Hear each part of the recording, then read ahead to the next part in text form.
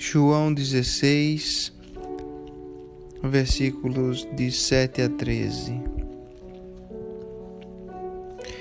Mas eu vos digo a verdade, convém-nos que eu vá, porque se eu não for, o Consolador não virá para vós outros. Se, porém, eu for, eu vou-lo enviarei. Quando ele vier, convencerá o mundo do pecado, da justiça e do juízo. Do pecado, porque não creem em mim. Da justiça, porque vou para o Pai, e não me vereis mais. Do juízo, porque o príncipe deste mundo já está julgado. Tenho ainda muito que vos dizer, mas vós não o podeis suportar agora. Quando vier, porém, o Espírito da verdade, ele vos guiará a toda a verdade. Porque não falará por si mesmo, mas dirá tudo o que tiver ouvido e vos anunciará o que há de vir. Aqui o Senhor Jesus fala a seus discípulos sobre a vinda do Consolador, a vinda do Espírito Santo de Deus. E ele diz: é necessário que eu vá, porque se eu não for, o Consolador não virá para vós. Quando o Senhor Jesus Cristo ressuscitou, se levantou daquele túmulo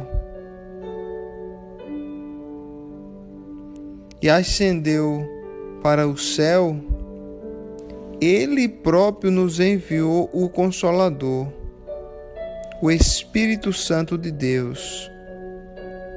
E aqui ele fala de uma das tarefas do Espírito Santo de Deus, o Espírito da verdade, que é convencer o mundo, convencer os nossos corações. Convencer de quê? Ele nos fala de 3 coisas principais que o Espírito Santo nos convence. Quando a gente aceita o Senhor Jesus Cristo como nosso único Senhor e Salvador, cai um véu dos nossos olhos e a cegueira que tomava conta de nós agora não existe mais, e somos capazes de ver com muito mais clareza os propósitos de Deus na nossa vida e o caminho que nós estávamos seguindo, que iria nos levar para um abismo, para a morte, para a ausência da presença de Deus na eternidade. O Espírito Santo nos convence de 3 coisas quando ele entra dentro de nossos corações. Primeiro, do pecado. Ele nos convence que o estilo de vida que nós vivíamos antes de aceitar o Senhor Jesus era um estilo de vida incorreto, um estilo de vida que não glorificava a Deus, um estilo de vida que trazia um vazio dentro de nós, que às vezes tentávamos preencher com bebida, com coisas materiais, com um vício como o cigarro, com drogas, com o sexo. Primeira coisa que ele nos convence é do pecado, que estávamos mergulhados em pecado, desagradando, desobedecendo ao nosso Deus e Criador. Segundo, ele nos convence da justiça. A justiça que o Senhor Jesus Cristo fala aqui é a justificação. A justificação nada mais é do que sermos considerados justos, ou seja, inocentes perante Deus. Quando Jesus Cristo morreu e derramou o seu sangue na cruz por nós, nós fomos lavados pelo sangue do Cordeiro, e todo o pecado que existia em nós agora não existe mais, porque o pecado que nós possuíamos, ele foi embora quando fomos lavados pelo sangue do Cordeiro de Deus. E quando nós chegarmos ao céu, à presença do Senhor, que Ele olhar para nós, Ele não mais vai ver o pecado. A palavra de Deus diz que, o próprio Deus disse que do seu pecado eu não me lembrarei mais. Quando Ele olhar para nós, Ele não mais vai ver o nosso pecado. Ele vai ver-nos puros e limpos, porque o sangue de Jesus Cristo nos lavou.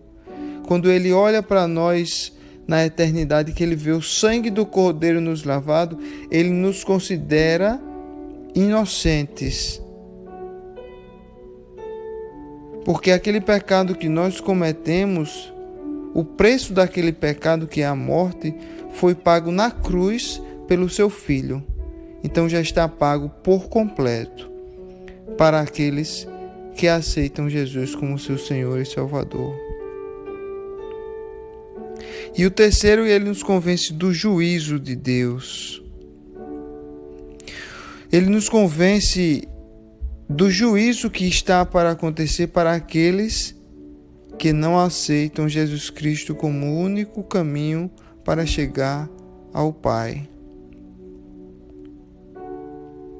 É importante a gente lembrar que a palavra de Deus diz que Deus é amor. Deus é amor e Deus não deseja que nenhum daqueles seus filhos, suas criaturas se percam. Nenhum. A palavra de Deus diz que o Senhor deseja que todos sejam salvos. Mas o homem, às vezes, decide abandonar a Deus, decide seguir os seus próprios caminhos, decide viver uma vida longe de Deus. Deus não quer a condenação de ninguém e o Senhor próprio quer a salvação de todos. Mas quando o homem decide viver uma vida sem a presença do Senhor, ele está traçando o seu próprio destino. E ele vai ser julgado perante Deus no seu tribunal.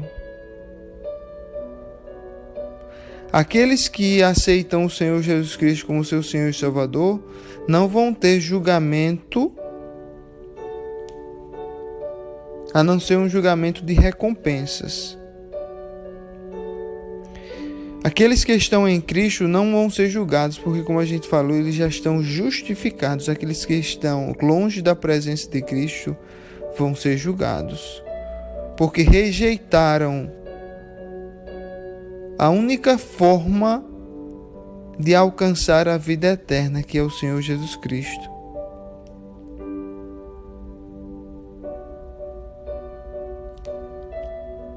Esse é o papel do Espírito Santo. Quando ele entra dentro de nós, ele nos mostra o caminho para o qual estávamos indo, para o abismo, para a morte, para uma vida eterna na ausência de Deus, solidão, escuridão, em que iríamos clamar para o Senhor e o Senhor iria dizer-nos: eu não vos conheço. Parta para longe de mim todo aquele que pratica a iniquidade.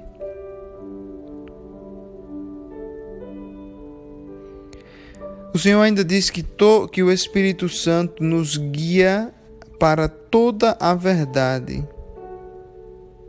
A palavra de Deus diz: e conhecereis a verdade, e a verdade vos libertará. Conhecereis a verdade, e a verdade vos libertará.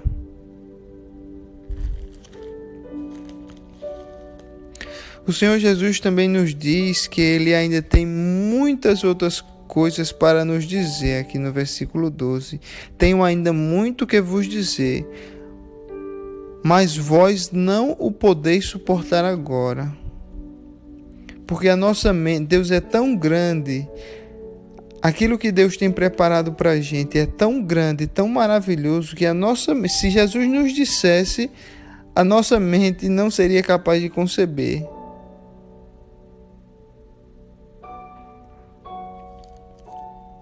Uma palavra que eu gosto muito, que está relacionado com esse mesmo assunto, que a gente está falando da nossa incapacidade de compreender as maravilhas de Deus por completo agora, mas que irá ser revelado no futuro, está lá em 1 Coríntios, capítulo 13,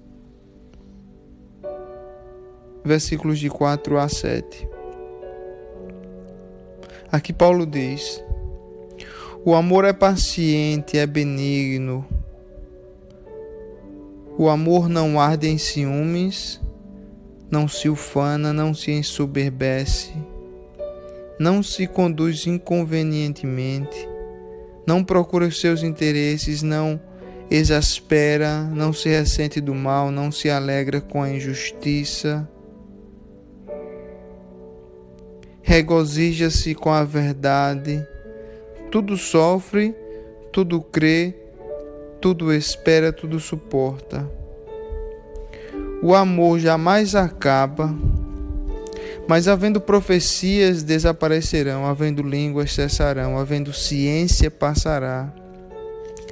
Porque em parte conhecemos e em parte profetizamos. Quando, porém, vier o que é perfeito, então o que é em parte será aniquilado. Quando eu era menino, falava como menino, sentia como menino, pensava como menino. Quando cheguei a ser homem, desisti das coisas próprias de menino. Porque agora vemos como em espelho, obscuramente. Então veremos face a face. Agora conheço em parte. Então conhecerei como também sou conhecido. Agora, pois, permanecem a fé, a esperança e o amor. Esses três, porém, o maior destes é o amor. Aqui Paulo reafirma o que Jesus Cristo falou, que conhecemos em parte, por causa da nossa limitada capacidade de compreensão das coisas celestiais. Mas haverá um dia em que conheceremos por completo, quando vier o que é perfeito. Ele está se referindo do retorno do Senhor Jesus.